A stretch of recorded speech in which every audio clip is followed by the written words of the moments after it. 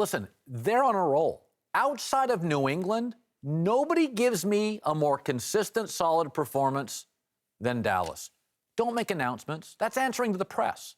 What Dallas is now doing is ignoring everything but football. It's fantastic. This is what New England does. When New England gives you who's hurt this week, you think they're making it up. The teams that react, worry about the press, make announcements, are the teams that aren't paying attention. In fact, I would almost use the press as a shield or a foil. If I was a football coach, that's what Saban does. That's what Urban does. That's what Belichick does. Don't tell the press anything. How do you know that's not what the Cowboys are doing? If Jerry Jones goes into a shell, where do you think these quarterback controversies go?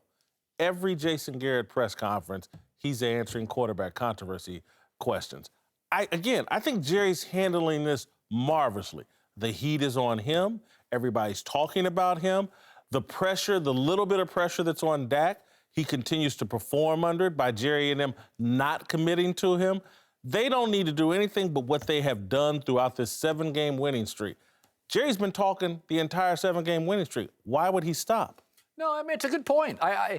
The way I've always sort of looked at the press, well-run businesses use the press.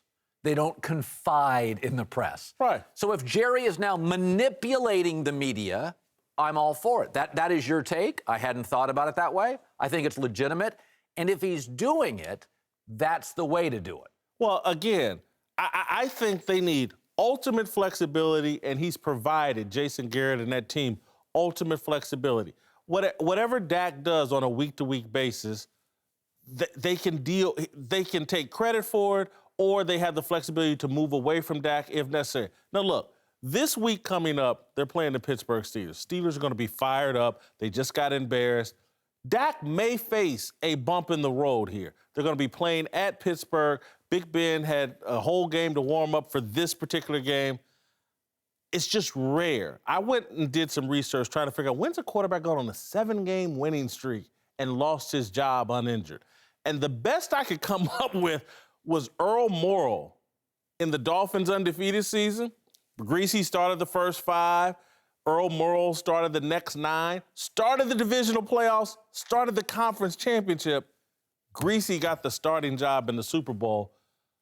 We could potentially be looking at a situation like that. I doubt it.